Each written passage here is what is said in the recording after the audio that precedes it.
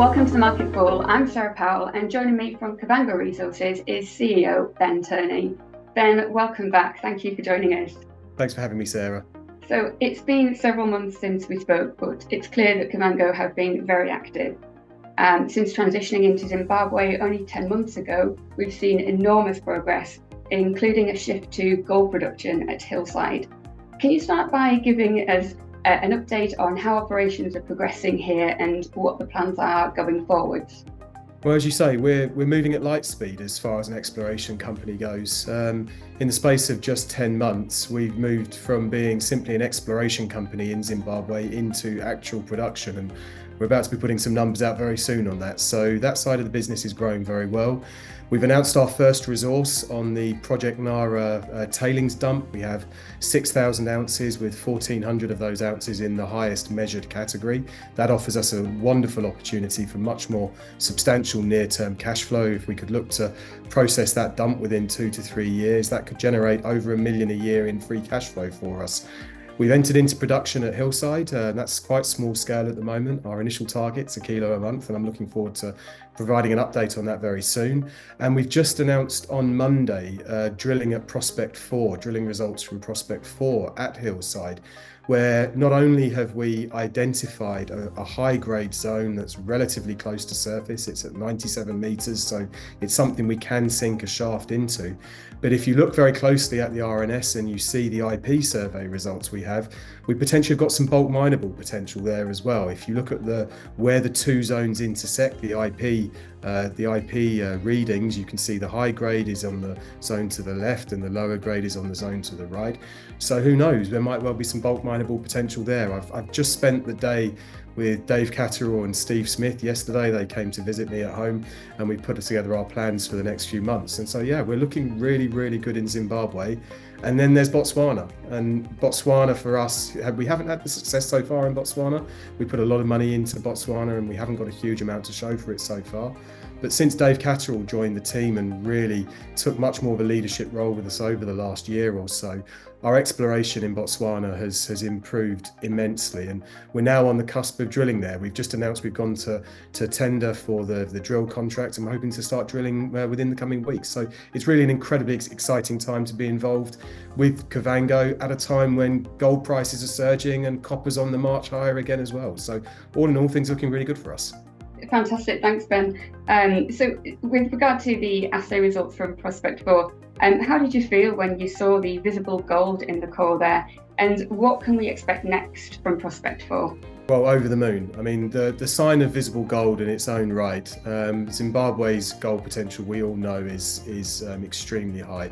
But the side of visible gold, and we hit it, remember, from 97 meters from surface. So you can often see a lot of visible gold in much nearer surface workings from the small scale and the artisanal miners. But for us to have hit this 2.5 meter wide seam from 97 meters, we're very encouraged by that. It was obviously exciting enough that we sent the results off for assay testing. So we didn't wait for the permit to send the samples to the lab in Johannesburg. We wanted to get the actual fire assay results first. And then to find out that this thing is 2.5 meters wide. I mean, I think the market's viewing that as quite skinny, but it's running at 29 grams a ton at the moment. This is potentially a high grade underground opportunity for us to process through KAV mining. So it's a really great development for us, and it gives us something very clear and tangible to go for and hopefully bring into production this year. Thank you, Ben. And when can we expect the results from the other prospects, 1, 2 and 3? So we've got fire assay results coming in from some of them over the next couple of weeks. We're then sending the pulps from the holes that have been tested to the lab in Johannesburg, and we're sending 2 of the cores, those have actually already been sent to the Johannesburg lab. So depending on the time it takes to get the samples over the border, that can be a bit of a bottleneck. And then the lab space. I'm hoping that the lab queues aren't too long at the moment, just simply because there's a lot less activity in the exploration space at the moment. So I'd certainly hope within 6 weeks, but maybe sooner if we're lucky. Okay, thank you. We look forward to seeing those. And as you mentioned, alongside the Hillside project, of course, there's Nara. And can you tell us more about the tailings resource upgrade that was also announced this week? So the tailings resource upgrade came from gravity readings that we took within the dump, and those have increased the overall confidence of the amount of gold that's in there. Now, the tailings dump is very significant for that particular project because what it offers is an immediate pathway to production once we exercise the option. Remember, this is material that's already been mined, so there's no further mining cost, and because it's sands that are being processed, it's much easier to put through the processing plant to get the gold out. So what it basically underlines, Sarah, is that the economics of the NARA option, which we have to exercise for $4 million, so it will be quite a significant cost to Kavango to take this project on, but alongside the exploration upside, where we're now targeting a greater than 2 million ounce bulk mineable resource, that's what we believe NARA has the potential to hold. When you combine the near-term cash flow potential together with the much larger, longer-term exploration upside that we can bring into mining, it really is a very, very exciting project. And yeah, we can't wait for the first drill results to start to come through. Thank you. And finally, of course, there's today's news, the drilling campaign announced in Botswana. Can you give us the highlights from this? Well, this for me really is the icing on the cake. This is a project that's particularly close to my heart. I originally brought the 4 Karakubis licenses into the company when I first joined the board back in early 2021. Really did have to fight quite a bit of a running battle at the time with the directors over that one, and we managed to get it through with the support of Power Metal Resources and the JV that we entered into with them at the time.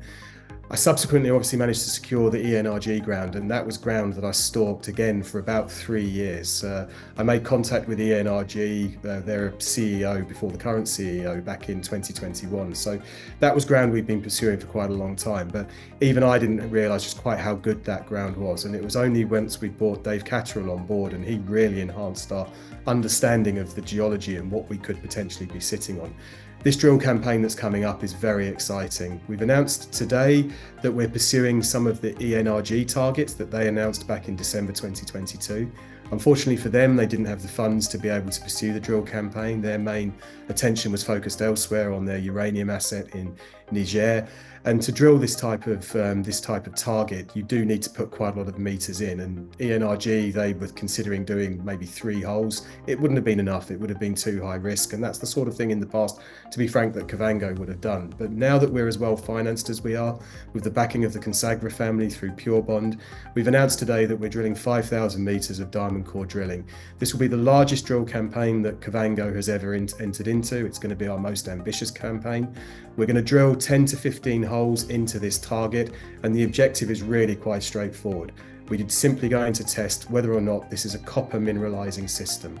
All of the other data that we've gathered, the geophysics, the mapping, the geology, the testing of the drill cores from ENRG's previous drilling, all of the work that we've done so far, the satellite imagery, it all points to the geology having the right structures. So we looked like we're in this basin margin, which is the prospective area that we're looking for, through which fluids would have passed. And then within that, we have these series of very tight folds that can act as traps for mineralization as the superheated fluids pass through the region. So everything structurally looks like it's correct.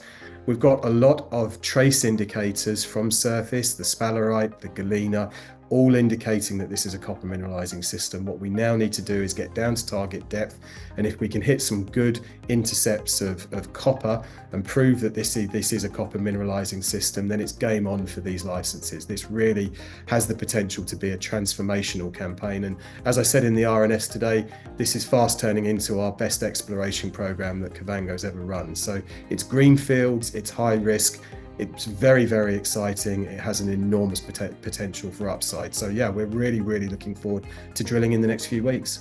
Yes, let's hope so. Well, Ben, thank you so much for the update on Botswana and such a comprehensive update of everything going on across the portfolio. It's been a pleasure to speak to you, and we'll look forward to speaking again soon. Thank you for having me.